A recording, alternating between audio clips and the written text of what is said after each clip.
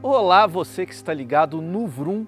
Esse carro aqui é o Honda ZR-V, que está chegando ao mercado para complementar a gama da marca japonesa com um posicionamento entre o HR-V e o CR-V, que no caso vai chegar ao país no primeiro trimestre do ano que vem, por aí. E esse posicionamento intermediário em todos os sentidos, tanto em tamanho quanto em preço, que no caso é de R$ 215.500. Eu vou te contar tudo sobre esse carro aqui, mas antes já vou pedir aquela tradicional gentileza de você já deixar o like, o joinha no vídeo, se inscrever no canal se não for inscrito e acionar o sininho para receber as notificações. Vem comigo!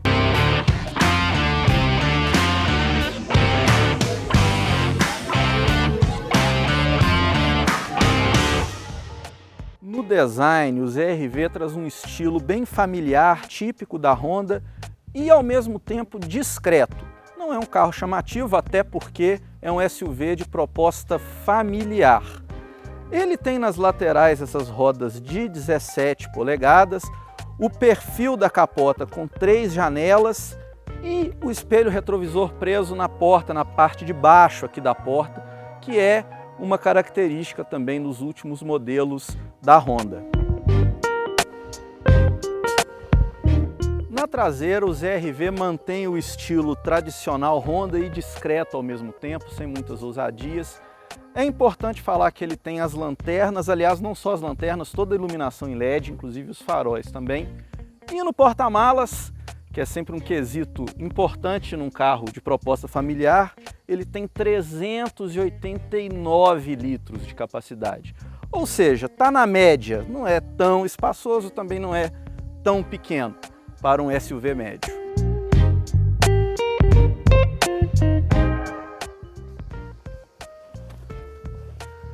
No interior, o ZR-V tem um aspecto um pouco mais ousado, mais parecido inclusive com o do Civic, que compartilha vários componentes estruturais até com esse modelo aqui. Ele tem os materiais de revestimento macios ao toque, essa porção de cima do painel é emborrachada, essa porção das portas aqui também emborrachada e ele tem os apoios de braço nas portas acolchoados. Esse modelo aqui, essa unidade que a gente está gravando, tem o interior em couro claro. Esse tipo de revestimento vai sempre combinar com a cor da carroceria. Dependendo da cor ele é claro, dependendo da cor ele é escuro, ele é preto. Uma característica interessante do interior desse carro é o console elevado com 2 andares. E aqui tem 2 entradinhas USB tipo C para carregar o celular. Ele tem também o carregador de celular por indução e uma entrada USB normal aqui. De acordo com a Honda, contando aqui esses nichos, também os nichos da porta, são 11 porta-objetos aqui a bordo do ZR-V. E a central multimídia, sempre um item importante atualmente, tem uma tela de 9 polegadas. Ela tem espelhamento com as plataformas Android Auto e Apple CarPlay, mas sem fio, só com Apple CarPlay. Android Auto precisa do cabo para conexão. E por fim, uma coisa também que se destaca aqui no interior desse carro é o ar-condicionado digital com 2 zonas de temperatura, para o motorista e para o passageiro. Por fim, vale lembrar também que o banco do motorista, o do passageiro não, mas o do motorista tem todas as regulagens elétricas. No banco traseiro, a gente nota uma característica que também está presente no HR-V, mesmo o HR-V sendo menor, né? Bastante espaço interno, principalmente para as pernas. O banco dianteiro está regulado para mim e está sobrando espaço aqui. Para a cabeça também, mesmo o carro tendo teto solar, que rouba alguns centímetros, né? Ainda assim é um carro bastante cômodo, bastante espaçoso para adultos no banco traseiro.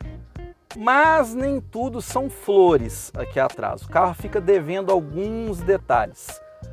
Primeiramente, vamos começar com o revestimento das portas que não tem o acolchoamento aqui na parte de cima. No caso das portas traseiras, esse painel é todo em plástico, com exceção só do apoio de braço aqui. Essa diferença aí de revestimento, essa economia aqui nas portas traseiras é uma característica que a gente vê em vários carros de diferentes marcas, mas enfim. Eu acho que num carro dessa categoria valia a pena ter as portas traseiras acolchoadas aqui em cima. Outro detalhe, o carro não tem as saídas de ar dedicadas para o banco traseiro, ele tem só mais duas entradinhas USB-C aqui. Porém, a Honda afirma que debaixo dos bancos ele tem uns difusores que faz o ar circular aqui atrás também, enfim. Ele tem um porta-objetos aqui e fica devendo mais um porta-objetos aqui, um porta-copos, né, com o apoio de braço central, que esse carro também não tem. Entre os equipamentos de segurança, o Honda ZR-V traz 8 airbags frontais, laterais de cortina e para os joelhos do motorista e do passageiro, e um pacote ADAS de assistência à condução que a Honda chama de Sensing, que inclui controlador de velocidade de cruzeiro adaptativo com função de parada e arrancada, sistema de frenagem automática, mitigação de colisão, sistema de permanência em faixa, de mitigação de evasão de pista e o farol alto automático. Outros equipamentos dignos de nota são o painel digital com tela de 7 polegadas configurável e o sistema de infotenimento com 8 alto-falantes. Dois itens que denotam sofisticação nesse carro e que ainda são raros no segmento são as luzes de leitura com acionamento por toque, elas têm acionamento eletrostático, e as palhetas do limpador de para-brisa com lavador integrado, a gente mal vê a água, enfim. Segundo a Honda, isso também ajuda a poupar água e a tornar o carro um pouco mais sustentável também. A Honda está trazendo para o Brasil apenas a versão Touring do ZR-V e, portanto, apenas uma opção mecânica. Esse carro não tem o sistema híbrido do Civic. No caso, o motor é um 2.0 aspirado a gasolina, com injeção multiponto, ele não tem injeção direta também.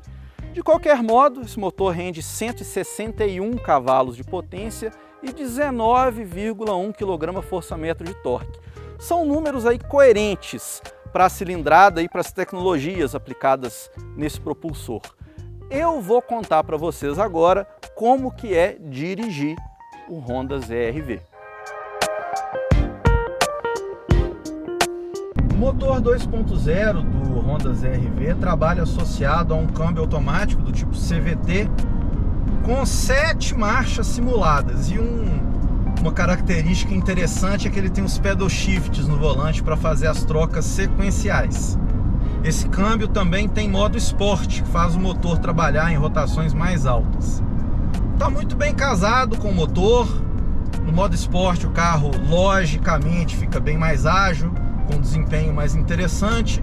E no modo normal você consegue aí atingir velocidades altas, 120, 130 por hora, com giro baixo, 2.500 RPM por aí, até um pouco menos, que também ajuda no conforto acústico desse carro. Enfim, então um conjunto mecânico bem casadinho.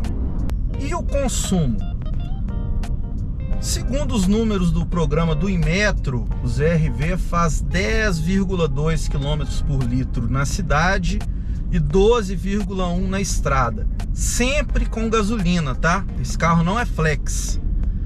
E aí acho que é também um ponto fraco dele, né? Principalmente nesse momento em que o etanol tá mais vantajoso para abastecer do que a gasolina em boa parte do país, na maior parte do país. Durante esse test drive que mesclou aí cidade e estrada, a gente está obtendo um número justamente entre esses dois parâmetros do Inmetro, né? O carro está fazendo 11,3 km por litro.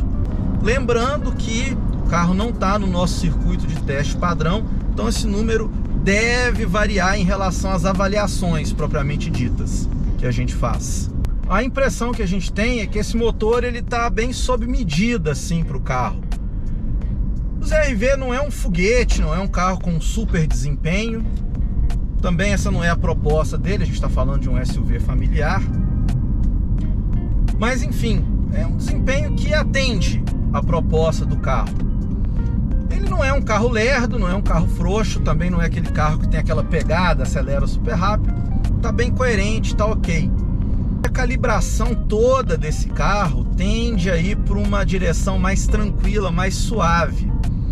A suspensão dele, por exemplo, ela é independente nas 4 rodas, tem um sistema multilink no eixo traseiro, mas também com essa calibragem suave. A gente não pegou assim uma pavimentação ruim neste test drive, mas a gente pegou muitos quebra-molas, emendas do asfalto. Ele passa muito bem, sem, enfim, transmitir pancada, nada disso. A suspensão chega no fim do curso, não faz barulho. É realmente um carro para quem quer uma direção suave, confortável. Eu acho que quem quer um SUV da Honda com um pouco mais de pegada esportiva tem realmente que ficar com as versões turbo do HR-V. Um outro aspecto que eu gostei é a posição ao dirigir, que naturalmente é elevada, como convém a um SUV, mas a gente fica aqui bem encaixadinho no volante, enfim. É uma posição de dirigir confortável e ao mesmo tempo, de certo modo, comunicativa com o carro. E já que a gente está falando em posição ao dirigir, os bancos também são bem confortáveis, apoiam muito bem o corpo. Isso é sempre um aspecto apreciado, principalmente para quem vai passar muitas horas por dia dentro do carro, seja no trânsito urbano ou para fazer uma viagem, enfim. A expectativa da Honda é de vender aproximadamente 1000 unidades do ZR-V por mês no Brasil. Vale lembrar que esse carro é importado do México. E os principais concorrentes são o Volkswagen Taos, o Jeep Compass e o Toyota Corolla Cross.